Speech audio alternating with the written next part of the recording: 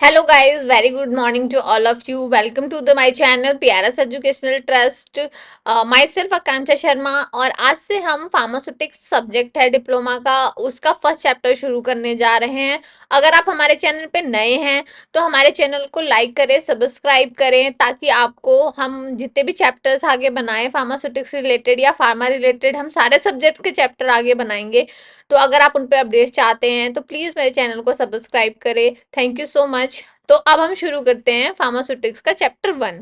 तो चैप्टर 1 हमने 3 पार्ट्स में बनाए हैं जो आपको आगे सेकेंड और थर्ड पार्ट मिलेंगे। अभी हम फर्स्ट पार्ट की बात करते हैं। तो फर्स्ट पार्ट में हम पढ़ेंगे आज history of the profession of pharmacy in relation to India. और इसके रिलेटेड हम पढ़ेंगे कि फार्मेसी एजुकेशन, फार्मेसी इंडस्ट्री और फार्मेसी प्रैक्टिस हमारे इंडिया में कैसे इम्प्लीमेंट की गई और अभी उसके जो रिसेंट सिनेरियोज हैं वो क्या हैं। तो पहली बात हम करेंगे कि अगर हम अभी सुटिक्स पढ़ने जा रहे हैं और ये फार्मेसी का सब्जेक्ट है तो हम पहले ये जानेंगे कि फार्मेसी क्या चीज़ है। अगर हम फार्मेसी को पढ़ने जा रहे हैं तो हम इसको क्यों पढ़ रहे हैं, इसका रीज़न क्या है। तो फार्मेसी जो है वो रेफर करता है science and practice of preparing, dispensing and reviewing drug and medication. Pharmacy एक ऐसा सब्जेक्ट है जिसमें हम पढ़ते हैं कि हम किसी भी मेडिसिन को कैसे प्रिपेयर करेंगे, कैसे उसको डिस्पेंस करेंगे। डिस्पेंस करने का मतलब है हम कैसे उसको लेंगे, या हम अगर किसी पेशेंट को दे रहे हैं तो हम कैसे उस पेशेंट को उसको देंगे। और उसके बाद हम रिव्यू कैसे करेंगे। रिव्यू का मतलब है हम मॉनिटर कैसे करेंगे कि ड्रग देने के बाद, मेडिकेशन देने के बाद उस पेशेंट के ऊपर क्या इफेक्ट आ रहा है। तो फार्मेसी मेनली एक साइंस है जो कि हमें ये सिखाता है कि हम ड्रग को, मेडिसिन को कैसे बनाएंगे, फिर हम उनको कैसे डिस्पेंस करेंगे। डिस्पेंस का मतलब है हम उनको कैसे देंगे पेशेंट को, और रिव्यू करने का मतलब है कि हम कैसे मॉनिटर करेंगे कि जो ड्रग का इफेक्ट है वो पेशेंट पे कैसा आ रहा है। ठीक है। तो अगर अब फार्मेसी है, हम ड्रग बना रहे हैं, ड्रग को दे रहे हैं, रिव्यू कर रहे हैं, तो उसके लिए एक हमें ट्रेंड पर्सन भी चाहिए होगा। तो उस ट्रेंड पर्सन को हम क्या कहते हैं, उस ट्रेंड पर्सन को हम कहते हैं फार्मासिस्ट। फार्मासिस्ट जो है वो ऐसा पर्सन है, ऐसा इंडिविजुअल है जो कि फार्मेसी फील्ड में ट्रेंड होता है और वो फार्मेसी पे वर्क करता है। They play a crucial role in advising individual on the proper use of medicine. क्योंकि वो फार्मासिस्ट है, फार्मेसी पे काम करता है, उसका काम है लोगों को दवा देना। जो डॉक्टर ने लिखी है वो प्रिस्क्राइब करी है, प्रिस्क्रिप्शन को देख के वो पेशेंट्स को दवा डिस्पेंस करते हैं, मतलब देते हैं। तो अगर वो दवा दे रहे हैं तो उसके प्रॉपर यूज के बारे में भी बताते हैं, क्योंकि कई लोग ऐसे होते हैं जिन्हें ये नहीं पता होता है कि दवा को कैसे लेना है, किस टाइम पे लेना है, किस डोज में लेना है। तो ये सारी जानकारियां जो भी हैं वो कौन बताता है, फार्मासिस्ट बताता है। फिर वो मैनेज करते हैं प्रिस्क्रिप्शन को।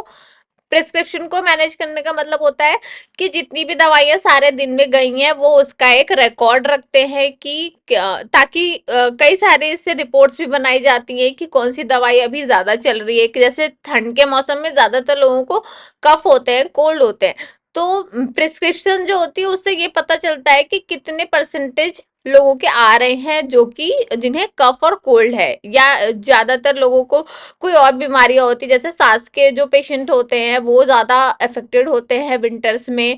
तो जब हम प्रिस्क्रिप्शन को मैनेज करते हैं तो हमें ये पता चलता है कि अभी जो सिनेरियो चल रहा है किसी भी डिजीज का वो कैसा चल रहा है। उसके बाद वो इंफॉर्मेशन प्रोवाइड करते हैं ड्रग से रिलेटेड, जो भी साइड इफेक्ट्स होंगे, क्योंकि कई सारे ड्रग्स के साइड इफेक्ट होते हैं। कई लोग होते हैं कई सारे ड्रग से एलर्जिक होते हैं ऑलरेडी, और अगर हम पेशेंट को वो ड्रग एडमिनिस्टर कर दें जिससे वो ऑलरेडी एलर्जिक है तो उसे साइड इफेक्ट होना ही है। तो जो साइड इफेक्ट्स होते हैं वो भी हमारे फार्मासिस्ट पेशेंट को बताते हैं और एक प्रॉपर गाइडेंस देते हैं हेल्थ रिलेटेड जितने भी मैटर्स हैं। अब ये तो बात हो गई फार्मेसी और फार्मेसी की और फार्मासिस्ट की। अब हम बात करेंगे फार्मास्यूटिक्स की कि फार्मास्यूटिक्स जो सब्जेक्ट हम पढ़ने जा रहे हैं वो क्या है। तो फार्मास्यूटिक्स एक ऐसा फार्मेसी का डिसिप्लिन है जो कि डील करता है with the process of turning a chemical substance और a drug into a medication that can be safely and effectively used by the patient. तो फार्मास्यूटिक्स एक ऐसा कोर्स है, ऐसा सब्जेक्ट है फार्मेसी का जो कि डील करता है जो हमारे प्रोसेसेस हैं जिससे हम एक केमिकल सब्सटेंस है कोई भी ड्रग है हम उसको डायरेक्टली इनटेक नहीं कर सकते हैं, क्योंकि एक छोटी सी अमाउंट होती है जो कि हम एज अ ड्रग हमारे बॉडी में जाती है, लेकिन जो हम एक टैबलेट बनाते हैं उसमें कई सारी चीजें मिक्स करके बनाते हैं, तो वो पैरामीटर्स की हमें क्या मिलाना है, कितने अमाउंट में मिलाना है, और वो कितने अमाउंट में इफेक्टिव है, ये सारी चीजें हमें कैसे पता चलती है, ये हमें पता चलती है फार्मास्यूटिक्स ब्रांच में। फार्मास्यूटिक्स एक ऐसा ब्रांच है जिससे हम डील कर रहे हैं ताकि हम एक केमिकल को, एक ड्रग को चेंज कर सके एक मेडिकेशन में, जो कि हम जब इनटेक करें तो वो हमारी बॉडी के लिए सेफ हो और इफेक्टिव हो। उसके बाद it involves the study of formulation. ये जो होती है फार्मास्यूटिक्स ब्रांच जो है वो स्टडी ऑफ द फॉर्मुलेशन है। फॉर्मुलेशन का मतलब क्या होता है, जैसे वर्ड है एक फॉर्मूला, ठीक है, उसमें लगा है फॉर्मुलेशन, तो फॉर्मूला जो वर्ड है एक पर्टिकुलर फॉर्मूला को यूज करके अगर हम कोई चीज बना रहे हैं तो वो क्या हो गई, वो हो गई फॉर्मुलेशन, ठीक है। मैन्युफैक्चर करने का मतलब हो गया हम मैन्युफैक्चर कर रहे हैं, मतलब एक फॉर्मूला ले लिया हमने, हमें ये पता है कि कौन सी चीज कितनी क्वांटिटी में डालनी है, उसके बाद अब हम उसको बनाएंगे, मतलब मैन्युफैक्चर करेंगे। मैन्युफैक्चर करने के बाद अब हम उसकी स्टेबिलिटी देखेंगे कि वो कितनी देर के लिए, कितने महीनों के लिए स्टेबल है। जैसे अगर आप कोई भी दवा खरीदते हो तो उस पे बैग पे लिखा होता है कि ये इस टाइम पे बनी हुई दवा है और इसकी एक्सपायरी डेट ये है, तो वो कैसे पता चलती है, वो जब हम स्टेबिलिटी की टेस्टिंग करते हैं कि वो इतने मंथ तक स्टेबल है हमारी मेडिकेशन जो हमने बनाई है, ठीक है। उसके बाद हम देखते हैं कि हम उसको डिलीवर कैसे करेंगे, अगर टैबलेट है तो हम उसको ओरली लेंगे, अगर सिरप है तो हम उसको ओरली लेंगे, कोई पेरेंटल प्रिपरेशन है तो हम उसको इंजेक्शन के थ्रू लेंगे, ठीक है।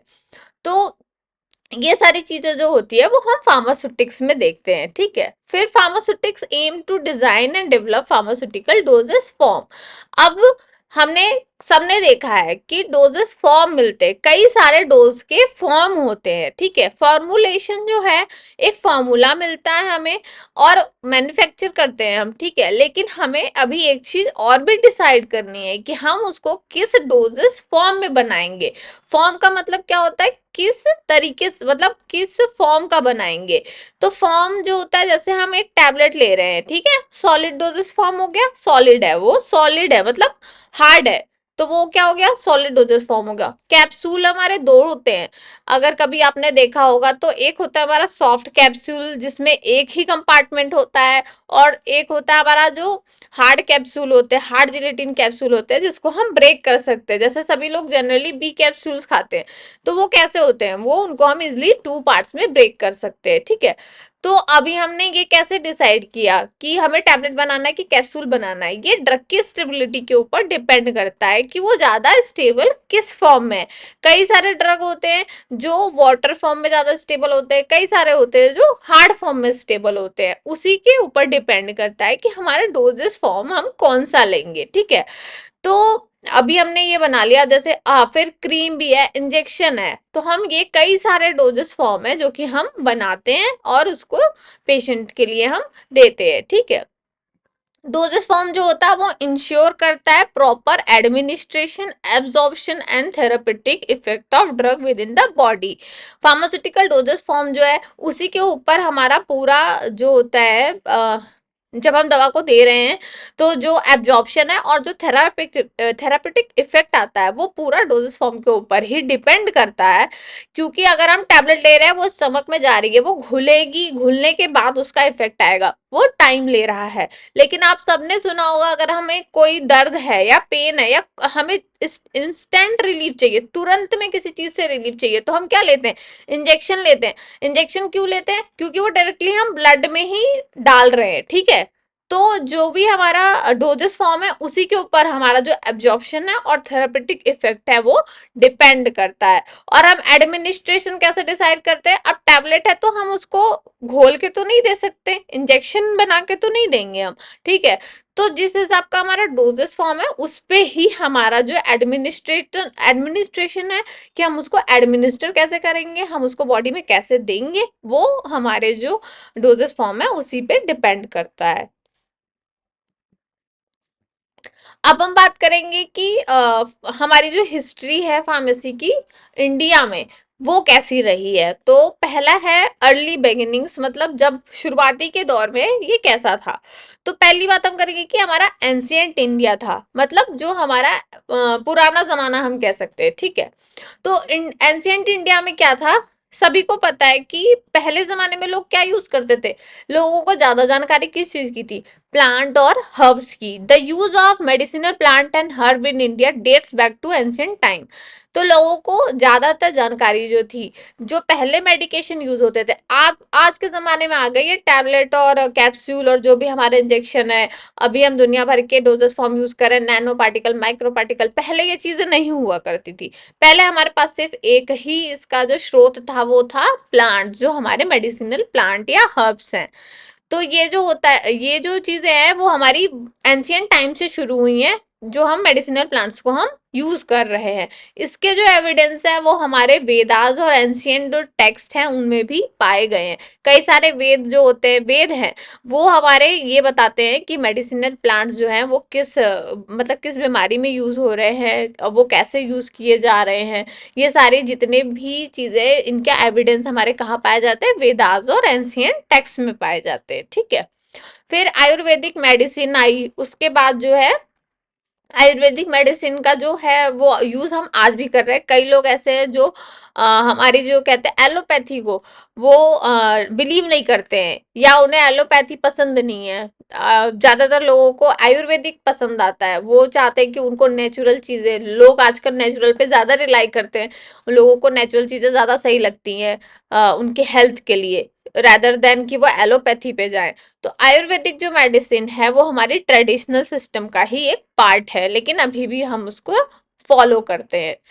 उसके बाद जो होता है वो हम नेक्स्ट है वो है कॉलोनियल एरा। कॉलोनियल मतलब ये है कि ब्रिटिश राज जो था हमारा, क्योंकि इंडिया सबको पता है कि इंडिपेंडेंस से पहले ब्रिटिश लोगों के अंडर में थी। तो ब्रिटिश लोग जो थे वो वेस्टर्न लोग थे, तो वो अपने यहाँ की मेडिसिनल चीजें जो थे वो ले आए इंडिया में, और उन्होंने इम्प्लीमेंट किया इंडिया में इसका। और सबसे पहले जो हॉस्पिटल या डिस्पेंसरीज बनाई गई वो किसके थ्रू बनाई गई थी, जो ब्रिटिशर्स थे उन्हीं के थ्रू। इंडिया में पहले तो मेडिसिन एलोपैथी जो है वो इंट्रोड्यूस की गई थी, और उन्होंने ही हॉस्पिटल और डिस्पेंसरी को बनाया था। अब जब हॉस्पिटल और डिस्पेंसरी बनाई तो फिर फार्मासिस्ट की नीड भी बढ़ी। तो जो तो first formal pharmacy education programme था वो स्टार्ट हुआ है in the late 19th century. क्योंकि अगर अब फार्मासिस्ट की नीड है तो फार्मेसी एजुकेशन की भी जरूरत है। बिना फार्मेसी के एजुकेशन के फार्मासिस्ट तो नहीं बनेगा। तो इसके लिए किसकी जरूरत पड़ी, हमें एजुकेशन प्रोग्राम की जरूरत पड़ी, जो कि हमारी 19th सेंचुरी में शुरू हुई। अब हम बात करेंगे अर्ली प्रोग्राम्स की। जब अर्ली प्रोग्राम्स में सबसे पहले जो हमारा एक एजुकेशन प्रोग्राम इंडिया में शुरू हुआ वो गोवा में हुआ था 1842 में, जिसे पुर्तगीज लोगों ने स्टार्ट किया था। However, it was not until the late 19th that formal training programs for pharmacists were established across the country. इसके बाद से ही फार्मेसी एजुकेशन थोड़ी थोड़ी इंडिया में बढ़ने लगी थी। फिर ब्रिटिशर्स ने अपने मेडिसिन ले आए, फिर मेडिसिन के बाद फॉर्मल ट्रेनिंग प्रोग्राम स्टार्ट हुए 19th सेंचुरी में। उसके बाद एक यूनिवर्सिटी लेवल एजुकेशन की भी जरूरत पड़ी। अभी तक तो ट्रेनिंग कर रहे थे हम फार्मासिस्ट की, और उन्हें फार्मासिस्ट एज अ फार्मासिस्ट देख रहे थे। लेकिन अभी जैसे जैसे चीजें आगे बढ़ने लगी एजुकेशन में हर फील्ड में, तो वैसे ही फार्मेसी में भी यूनिवर्सिटी लेवल एजुकेशन की जरूरत बढ़ी। तो बनारस हिंदू यूनिवर्सिटी जो है बनारस में, वहां पे सबसे पहला यूनिवर्सिटी लेवल का फार्मेसी प्रोग्राम स्टैब्लिश किया गया इन 1930। This marked a significant step forward in the professionalization of pharmacy education. तो ये जो था, जब जो सबसे पहला यूनिवर्सिटी लेवल का एजुकेशन बना, वो जो है एक सिग्निफिकेंट स्टेप था toward the professionalisation of pharmacy education. Pharmacy education को प्रोफेशनल बनाने का जो सिस्टम शुरू हुआ वो यूनिवर्सिटी लेवल के जो प्रोग्राम स्टार्ट हुए एजुकेशन के, वहीं से हुआ। फिर हम बात करते हैं पोस्ट इंडिपेंडेंस, मतलब इंडिपेंडेंस जब हमें आज़ादी मिल गई उसके बाद के समय की। तो after independence in 1947 the Indian government took step to standardise and improve the pharmacy education. जब हमारा इंडिया आज़ाद हो गया, इंडिपेंडेंस हमें मिल गई, तो 1947 के बाद इंडियन गवर्नमेंट ने स्टेप लिया ताकि जो हमारा फार्मेसी एजुकेशन है उसको और ज़्यादा अच्छा बनाया जा सके और उसको इम्प्रूव किया जा सके। उसके बाद एक एक्ट लाया गया, फार्मेसी एक्ट जिसे हम कहते हैं, 1948 में। और उसके ही थ्रू एक फार्मेसी काउंसिल ऑफ इंडिया बनाई गई, जो आज तक फार्मेसी के एजुकेशन और प्रैक्टिस को रेगुलेट करती आ रही है। प्रेजेंट डे में क्या है कि 800 फार्मेसी कॉलेजेस, 800 नहीं, 800 से ज़्यादा ऐसे फार्मेसी कॉलेजेस हैं इंडिया में जो कि ऑफर करते हैं diploma, undergraduate, postgraduate programmes in pharmacy. The profession has been a significant interest in specialisation in recent year. और अभी का जो रिसेंट ईयर चल रहा है, इसमें जो फार्मेसी का प्रोफेशन है वो बहुत ज़्यादा तेज़ी से अपना एक जगह बना रहा है। क्योंकि पहले ऐसा था कि फार्मासिस्ट सिर्फ एक अपनी रोल पे ही अटके हुए थे, वो सिर्फ एज अ फार्मासिस्ट ही कंसीडर किए जा रहे थे, और वो सिर्फ फार्मासिस्ट एक शॉप पे रहते थे, वो दवाइयों को डिस्पेंस करते थे, पेशेंट को उसके रिलेटेड जो भी जानकारी देते थे और प्रिस्क्रिप्शंस को मैनेज करते थे जो डॉक्टर्स लिखते थे। लेकिन अभी ऐसे सिनेरियो नहीं है, जैसे जैसे एजुकेशन सिस्टम को सुधारा गया है उस हिसाब से अभी कई सारे ऐसे फील्ड है जिसमें फार्मासिस्ट अपना रोल प्ले करते हैं, जैसे अभी क्लिनिकल फार्मेसी होगी, ड्रग रेगुलेटरी अफेयर्स हो गए, फार्मास्यूटिकल मार्केटिंग हो गई, फार्मास्यूटिकल के इंडस्ट्री है, एकेडमिक्स है, ऐसे कई सारे एरिया अब हैं जिसमें फार्मासिस्ट अपना रोल प्ले करते हैं।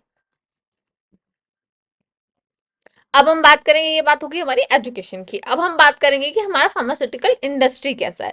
तो इंडस्ट्री कैसी थी हमारी अर्ली बिगनिंग्स में, जब अब शुरुआती का दौर था फार्मास्यूटिकल इंडस्ट्री का इंडिया में, तो 20th सेंचुरी में दो कंपनीज बनाई गई थी। एक का नाम था बंगाल केमिकल और दूसरे का था फार्मास्यूटिकल वर्क्स, जो कि 1930 में बनाई गई थी। उसके बाद से फार्मास्यूटिकल इंडस्ट्री का एक बहुत अच्छा ग्रोथ हुआ है इंडिया में। पोस्ट इंडिपेंडेंस ग्रोथ जिसे हम कह सकते हैं, जैसे ही इंडिया की आज़ादी मिली है, आज़ादी के बाद से, इंडिपेंडेंस के बाद से एजुकेशन में भी ग्रोथ हुआ है और फार्मास्यूटिकल इंडस्ट्री में भी ग्रोथ हुआ है। अभी का जो सिनेरियो है उसके अकॉर्डिंग इंडिया जो है वो फार्मास्यूटिकल कंपनीज में से ऐसी कंपनीज है जो थर्ड लार्जेस्ट प्रोड्यूसर है पूरे होल वर्ल्ड में। और अगर हम बात करें वैल्यू की, मतलब इकोनॉमी में कितनी वो हेल्प करते हैं, तो ये ऐसी एक कंपनी, मतलब ऐसी इंडस्ट्री है जो कि हमारी होल इकोनॉमी में 14th लार्जेस्ट नंबर पे आती है, जो कि हमारे इकोनॉमी को सपोर्ट करती है। उसके बाद हम बात करते हैं जेनेरिक रिवॉल्यूशन की। सभी को दो वर्ड्स पता होने चाहिए, एक ब्रांड होता है, एक जेनेरिक होता है। ब्रांड क्या है? ब्रांड सबको पता है, ब्रांड एक टैग है, ब्रांड एक नेम है, नेम है जिसके ऊपर ज्यादातर लोग रिलाई करते हैं कि ब्रांडेड है तो ये अच्छा है। लेकिन ऐसा नहीं है कि वो जेनेरिक है तो अच्छा नहीं है। वो सेम चीज जो ब्रांड वाले हमें ज्यादा महंगे प्राइस पे देते हैं, जेनेरिक वाले हमें वो चीज सस्ते पे भी देते हैं। ज्यादातर इंडिया में लोग किस क्लास के पाए जाते हैं? या तो लोअर क्लास के हैं या तो मिडिल क्लास के हैं, वो ब्रांडेड चीजें अफोर्ड नहीं कर सकते हैं। तो इंडिया में जो जेनेरिक दवाइयां है, जो जेनेरिक इंडस्ट्री है, वो बहुत ही ज्यादा स्ट्रांग है, क्योंकि लोग इसे इजिली अफोर्ड कर सकते हैं, क्योंकि इंडिया में ज्यादातर लोगों की संख्या जो है या तो वो लोअर उसमें आते हैं या तो वो मिडिल क्लास के लोग हैं।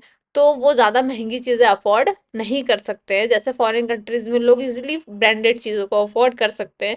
लेकिन इंडिया में जो जेनेरिक रिवॉल्यूशन है या जेनेरिक इंडस्ट्री है वो इसीलिए इतनी स्ट्रांग है क्योंकि लोग यहाँ पे इतने ज़्यादा महंगी चीज़ों को अफोर्ड करना पसंद नहीं करते हैं, अफोर्ड कर भी सकते हैं तो भी नहीं करते हैं।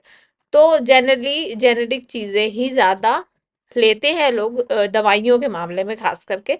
तो जेनेरिक इंडस्ट्री जो है वो बहुत ही ज़्यादा इंडिया में स्ट्रांग है। अगर हम अब बात करते हैं रिसर्च एंड डेवलपमेंट की, तो रिसेंट ईयर में रिसर्च एंड डेवलपमेंट में बहुत ज़्यादा फोकस किया जा रहा है, और फार्मास्यूटिकल इंडस्ट्री तो इसमें बहुत ज़्यादा फोकस्ड है। क्योंकि अभी आप रिसेंट का एग्जांपल देख लो कि कोविड की वैक्सीन हमारे इंडिया में बनाई भी गई है और फॉरेन में भी गवर्नमेंट के थ्रू भेजी गई है। तो वो एक रिजल्ट बताता है हमें रिसर्च एंड डेवलपमेंट का जो फार्मास्यूटिकल में हुआ है, जिसकी वजह से ये पॉसिबल हुआ है कि हम एक वैक्सीन अपनी कंट्री में खुद भी बना पाए और हम दूसरों की भी मदद कर पाए। तो वो सिर्फ और सिर्फ रिसर्च एंड डेवलपमेंट जो फार्मास्यूटिकल इंडस्ट्री में हुई है उसी के बदौलत हम ये चीज कर पाए हैं। अब हम बात करते हैं फार्मेसी प्रैक्टिस की, कि प्रैक्टिस में कैसे कैसे चेंजेस आए हैं समय के साथ में। तो अर्ली फार्मासिस्ट जो थे, वो जो थे सिर्फ डिस्पेंसिंग में, जैसे मैंने अभी पहले भी बोला कि सिर्फ डिस्पेंसिंग में ही हेल्प करते थे, जो डॉक्टर ड्रग को प्रिस्क्राइब करता था, और उससे रिलेटेड जो भी इंफॉर्मेशन थी वो पेशेंट्स को दे देते थे। या तो they also compound medication and prepare herbal remedies, जैसे वही है, अगर डॉक्टर है, फिजिशियन है, उन्होंने कुछ बताया हर्बल रेमेडी, उसको प्रिपेयर करने का वो काम करते थे। तो अर्ली फार्मासिस्ट सिर्फ इतना ही करते थे। लेकिन जैसे जैसे एजुकेशन सिस्टम चेंज हुआ है और रिसर्च एंड डेवलपमेंट बढ़ी है, तो कई सारे फील्ड ऐसे जनरेट हुए हैं जहाँ पे फार्मासिस्ट अपना रोल प्ले करते हैं, जैसे कि हॉस्पिटल फार्मेसी। अब मैं हॉस्पिटल फार्मेसी जैसे है, वो नाम से ही पता चल रहा है कि जो फार्मासिस्ट हॉस्पिटल में रहते हैं या हॉस्पिटल में हैं, उन्हें हम क्या बोलते हैं, hospital pharmacist. Hospital pharmacy practice emerged in the early 20th century से हॉस्पिटल फार्मेसी का जो प्रैक्टिस है वो शुरू हुआ है। इसमें जो होता है, पेशेंट जो है वो मेडिकेशन को मैनेज करते हैं और पेशेंट केयर को मैनेज करते हैं। इसमें जो हमारा हॉस्पिटल फार्मासिस्ट है, वो मेडिकेशन भी प्रोवाइड करते हैं और पेशेंट केयर भी प्रोवाइड करते हैं पेशेंट्स को। उसके बाद अगर हम कम्युनिटी फार्मेसी पे जाते हैं, तो कम्युनिटी क्या है, एक ग्रुप है, लोगों का एक समूह है, जिसे हम क्या कहते हैं, कम्युनिटी कहते हैं।